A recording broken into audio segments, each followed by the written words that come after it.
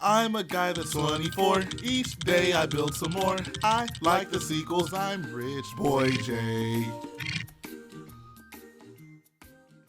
Hello boyos, Rich Boy J here back again with another video, and this is going to be another episode of Your Questions Answered. If you're not familiar with it, Your Questions Answered is a Q&A series that I do here on the channel, so if you want to see one of your questions answered, leave it in the comment section below. Make sure it is Lego Star Wars or Lego Stars related, and then check back next week to see if you made the cut. First question is going to come from Jonas Mendez, and he says, do you lay awake at night, plagued by the fact that we have never gotten a Boss Nass minifigure? Come on. Really? What kind of loser stays up all night thinking about Lego Star Wars? 3:28 a.m. Why won't Lego release a 501st Battle Pack? Why won't they give Jen Erso a custom hair mold? Why do people like Star Wars Episode 3? I don't get it. Next question comes from Roki RL 007. He says, what Star Wars minifigure you don't have yet, but you really want? That's a great question. If you guys aren't aware, I'm actually building a minifig wall comprised of every Lego Star Wars minifig ever made. I think in terms of figures I don't have that I really want, I have to say that at the top of that list is the Chrome C-3PO figure. That is easily the most expensive figure that I still have to get somehow.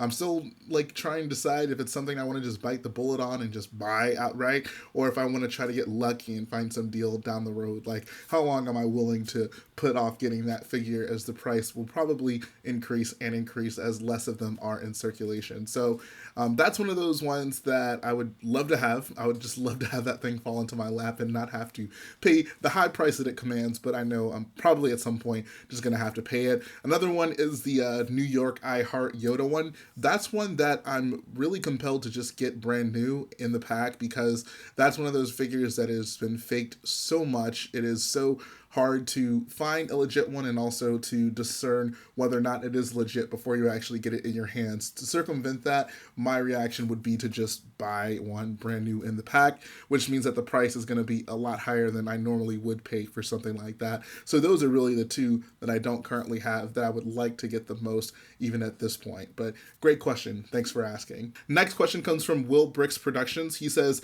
I remember you said you would buy 3 UCS Star Destroyers if they remade it. Would you still do that with the price being $700? So I remember saying that, but I'm actually going to backtrack a little bit on it. And it's not because of the price. It actually has really nothing to do with the price. It's more so because of just like with the new Star Destroyer being released, I've kind of re-realized what I want out of the Star Destroyer. I still do plan on getting the set. That is definitely going to be something that I do. But I was thinking, like, with all just the beautiful Star Destroyer mocks out there, for someone like me who loves just the vehicle of a Star Destroyer in itself, it's one of my favorite vehicles in all of Star Wars, I think I would really appreciate having a really nice big mock of it. I think Anderson's is the one I'm leaning most towards. It's the biggest Star Destroyer mock out there that I've seen that has instructions for it, and it is so incredibly detailed. So honestly, I would probably just get one of the Lego set and then pour a good amount of money into building a Star Destroyer mock, and I really think that would be enough for my Star Destroyer fix. So I know initially the plan was to eventually get 3 of those Star Destroyers, but now I'm probably more realistically just going to end up with one, and then probably at some point, even on this channel, you guys will see me working on someone else's giant Star Destroyer mock. To kind of branch off of that, I've really just been looking at other like large scale capital ship mocks that I want to build. Like, I would love to build Commander's First Order Star Destroyer mock. That's definitely at the top of my list. I've seen some really nice Super Star Destroyer mocks out there as well. I really honestly would just love to have a nice fleet of custom large scale capital ships, specifically Imperial Star Destroyers. So as for like the timetable for that, who's to say? I mean, with all the mocks I currently do by myself, it's not the easiest thing in the world for me to just start pouring money into other people's mocks, but it's definitely something that I'm like looking into. But in the meantime, I still got my Corvus chilling over there. He's a big boy, and he'll hold me over until I decide to build someone else's Star Destroyer mock. As for the Starspeeder 3000 or the vehicle from Star Tours, probably not, but Batu, absolutely, especially since I believe it's considered canon. I think it would just be a really cool location to to build. I just, from what I've seen in the theme parks, it looks really nice. There's a bunch of like Resistance kind of vehicles sitting around, even the Millennium Falcon, which would be a great chance for me to reuse mine in a mock. And like I said, I think the location in itself just looks really cool. So Batu is definitely one that I could realistically see myself doing. That'll be one of those ones that I would build kind of with the hopes of somehow maybe getting it even displayed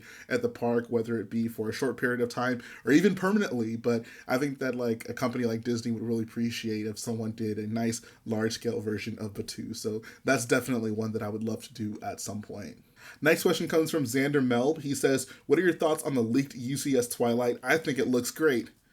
Okay, look, guys, if you're not going to take this your questions answered seriously, then I'm just going to have to end this series. Come on now. Show some respect for the series. Next question comes from Intergalactic Bricks. He says, what is your favorite contraction figure? I like Cody and Grievous. This is an interesting question. I'm going to be completely honest. I don't really like any of the contraction figures. I just don't like the idea of them for Lego Star Wars. I mean, clearly it was a flop. They didn't last very long. And honestly, I feel the contraction figures don't get nearly as much hate as they should. I want to always criticize the faces on those Clone Wars figures. I guess if I had to pick the least bad out of the contraction figures, I would go to Grievous. I think the Grievous contraction figure actually does look pretty decent, but in terms of contraction figures in general, they're going to get 2 thumbs down for me. I'm not a fan at all. Next question comes from Teal Zeit Zoo Halter, and he says, have you ever considered buying Mega Bloks? No, actually. I kind of saw this question and I skipped over it initially, and I was like, you know what, that's actually kind of a good question. People may not know my answer to that, but no, I never at any point have been like, oh, I want to get a Mega Bloks set. Even with like the certain IPs they have that Lego doesn't have, like Call of Duty, Halo, stuff like that.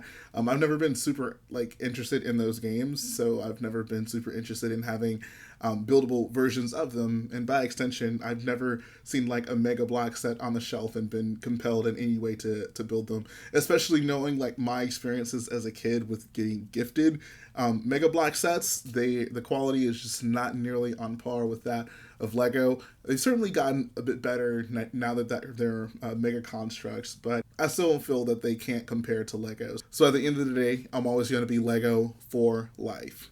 Next question comes from Mac Bricks. He says, when you're collecting all the minifigures, do you buy them in segments? For example, try to get all the 1999 figs at once, or all the Clone Wars figs at once, or do you just buy them randomly? Up to this point, I've really just been buying them randomly. Honestly, my process for buying new minifigs for this series, what I'll usually do is I'll like look through my list of figures I don't have.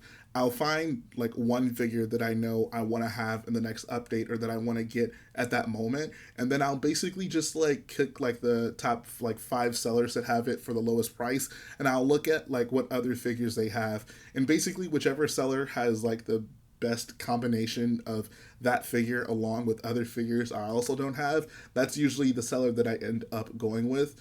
That's probably not the most efficient way to do that. Like making some sort of wanted list would probably be the way to go. But for me, like I'm not really in any particular rush to get any specific figures on the wall. If anything, I'm just trying to, I don't know, get a more well-rounded looking wall. Like there's some like big gaps in certain areas that I'm missing. So for me, it's just a matter of, at this point, making the wall look a little bit more full, and then, like, as we proceed forward, really filling in all those little gaps that are left. So I think it's kind of an interesting process.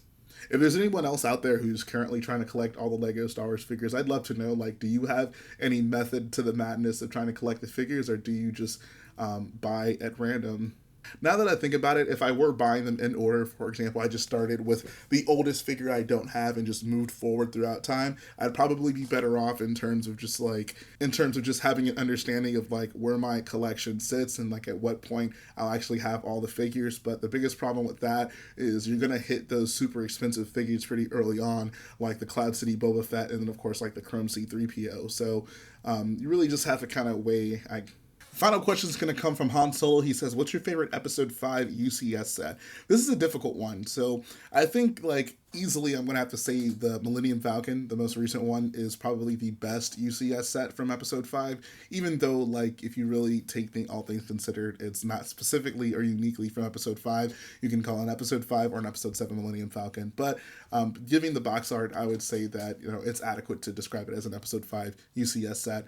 But if we're putting that aside, because it's not actually a set I own, I think my favorite set, the one that means the most to me, is the UCS Slave 1. That was the first UCS set I ever got. That's kind of what got me hooked on the wave, and I think that that was a really strong way for me to start off with buying UCS sets. I feel that the Slave 1 is where, for a community like us in the LEGO Star Wars community that can often disagree on many things, especially when it comes to like Star Wars and like what we like and don't like from Star Wars, it seems to be almost universally accepted that the UCS Slave 1 is a great set. And I think that really just attests to how and I really think that attests to just how great of a job that the designers did on it. Like, that ship is just beautiful. I think everyone has nice things to say about it. And I really think it'll stand the test of time decades and decades after it's been released. I think one day I need to do a UCS Slave 1 appreciation stream just to really talk about how awesome that set is. But that's going to finish up the video today, guys. I hope you enjoyed listening to your questions answered.